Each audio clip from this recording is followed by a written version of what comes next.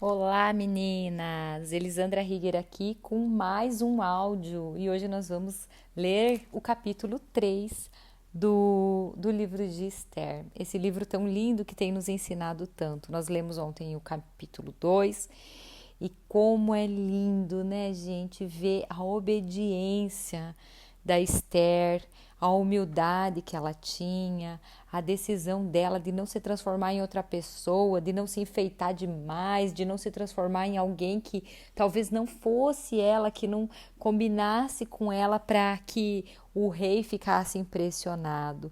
Olha que coisa mais linda! Ela realmente foi uma mulher incrível, né? Que soube agir da melhor forma possível, ouviu todos os conselhos e ali no finalzinho a gente viu também que o Mordecai salvou a vida do rei, realmente quando o Mordecai descobriu que Bigtã e Teres, dois eunucos que eram guardas do palácio, estavam zangados com o rei e queriam matá-lo. Então ele salvou a vida dele e a gente vê ali também o cuidado de Mordecai com o rei e com essa família real. Mas hoje nós vamos para o capítulo 3 e o capítulo 3 é tão lindo, gente do céu, ele tem muitos ensinamentos, ele nos traz a uma profundidade no nosso pensamento, um mergulho na nossa vida, no qual nós podemos comparar com a Bíblia e caminhar no mesmo sentido. Então vamos lá, capítulo 3.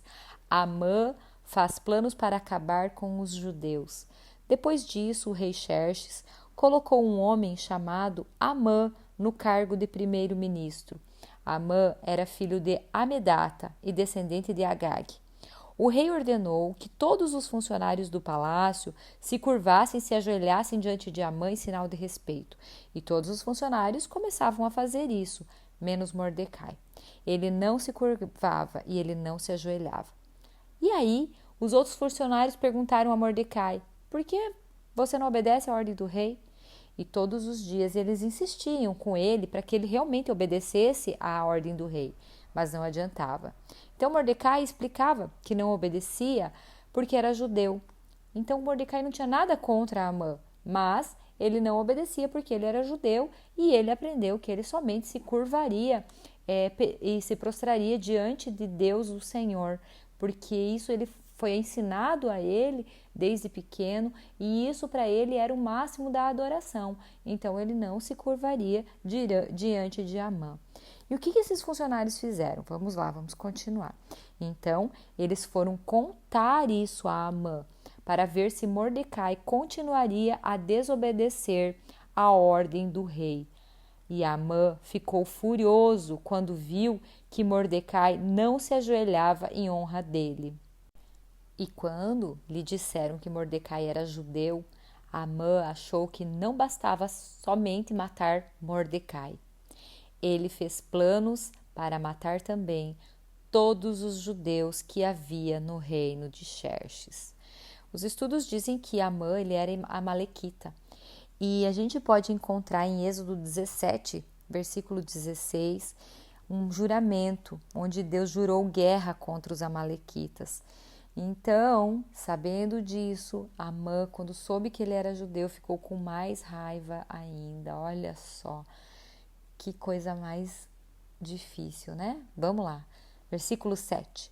No ano 12 do reinado de Xerxes, no primeiro mês, o mês de Nisã, Amã ordenou que tirassem a sorte. Isso chama-se Purim, para decidir o dia e o mês em que os judeus seriam mortos. Foi sorteado o dia 13 do 12º mês, o mês de Adar. Amã foi e disse assim ao rei: por todas as províncias do reino está espalhado um povo que segue leis diferentes das leis dos outros povos. O pior, ó rei, é que eles não obedecem às suas ordens, e por isso não convém que o Senhor tolere que eles continuem agindo assim. Se o Senhor quiser, assine um decreto ordenando que eles sejam mortos, e eu prometo depositar nos cofres reais 342 mil quilos de prata para pagar as despesas do governo. Amã mentiu. Amã mentiu para o rei, dizendo que eles não obedeciam os decretos do rei. Mas, na verdade, não era isso que acontecia. Os judeus somente não se prostravam diante de Amã. E então, o que aconteceu? Versículo 10. O rei tirou o seu anel sinete, que servia para carimbar as suas ordens, e o deu a Amã, filho de Amedata e descendente de Agag, o inimigo dos judeus. E o rei lhes disse: fique com o seu dinheiro, e essa gente eu entrego nas suas mãos. Faça com eles o que você quiser. Então, no dia 13 do primeiro mês, Amã mandou chamar os secretários do palácio e ditou a ordem. Ele ordenou que fosse traduzida para todas as línguas faladas no reino e que cada tradução seguisse a escrita usada em cada província.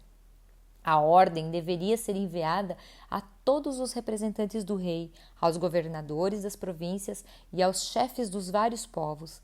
Ela foi escrita em nome do rei, carimbada com o seu anel sinete e levada por mensageiros a todas as províncias do reino. A ordem era matar todos os judeus num dia só, o dia 13 do 12º mês, o mês de Adar. Que todos os judeus fossem mortos sem dó nem piedade, os moços, os velhos, as mulheres e as crianças. E a ordem mandava também que todos os bens dos judeus ficassem para o governo. Em cada província deveria ser feita uma leitura em público dessa ordem, a fim de que, quando chegasse o dia marcado, todos estivessem prontos. O rei deu a ordem e os mensageiros foram depressas a todas as províncias e em Suzã, a capital, a ordem foi lida em público. E o rei e Amã se assentaram para beber, enquanto a confusão se espalhava pela cidade. Esse foi o capítulo 3. Ai, gente, eu gostaria agora que você parasse um pouquinho e refletisse. Eu quero que você, mulher, nesse momento, se coloque no lugar da rainha Esther, a esposa do rei. Como você acha que ficou o seu coração? Quais são os sentimentos que você acha que ela teve? Será que ela teve ódio, pavor, medo, raiva, vontade de sair gritando? Quantas vezes nós também passamos por situações que trazem uma tristeza, que trazem algo que nós não esperávamos, que trazem uma melancolia, que trazem uma preocupação dentro da nossa casa, dentro do nosso casamento, dentro do nosso trabalho. Nós vemos as coisas acontecerem embaixo do nosso nariz e nós nos sentimos com as mãos atadas. Imaginem como se sentiu Esther com as mãos atadas, ele era o rei. Imaginem, gente, como é que ela, uma mulher naquela época, né, onde que para uma decisão do rei ele jamais poderia voltar atrás. Era o povo dela, era o seu primo, os seus parentes, os seus tios, era o seu povo. E ele, o rei, ele não estava nem aí. Sabe o que ele foi fazer? Ele estava ali feliz, alegre, bebendo, com uma decisão tão terrível de exterminar as pessoas, inclusive a rainha Esther seria exterminada. Eu fico imaginando a dor no seu coração, a dor no coração da rainha. Eu fico imaginando ela visualizando já antecipadamente essa matança dentro do seu coração, dentro da sua mente. Eu imagino ela chorando com um pesar essa situação e ela ali com as mãos atadas. Gente, vocês já pararam para pensar nisso?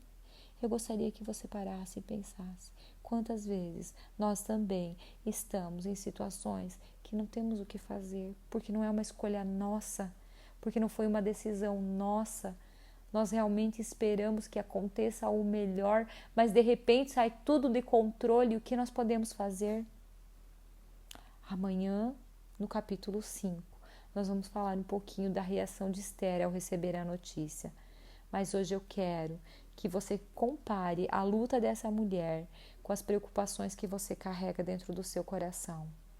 Qual as suas dificuldades na sua casa, no seu casamento, no seu trabalho, onde você convive com os amigos, de repente eu não sei em que situação você está passando, mas quais são os decretos terríveis que têm vindo sobre a sua vida? Como você tem se sentido a respeito disso?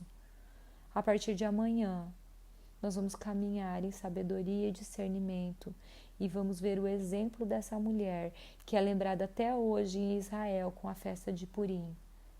E eu gostaria que você não perdesse os próximos capítulos dessa leitura tão linda e tão interessante. Eu quero orar por você. Deus, em nome de Jesus, abençoa essa mulher. Deus, em nome de Jesus, derrama o teu óleo sobre a vida dela.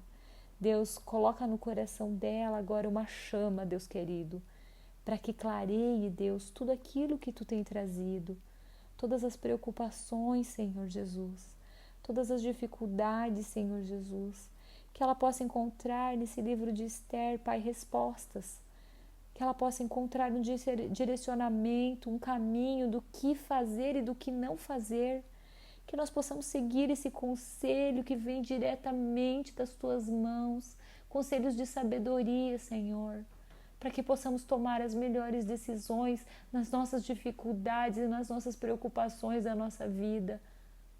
Oh Deus, eu te louvo, Pai, e eu te agradeço por essa palavra. Abençoa, Senhor, essa mulher, em nome de Jesus. Amém.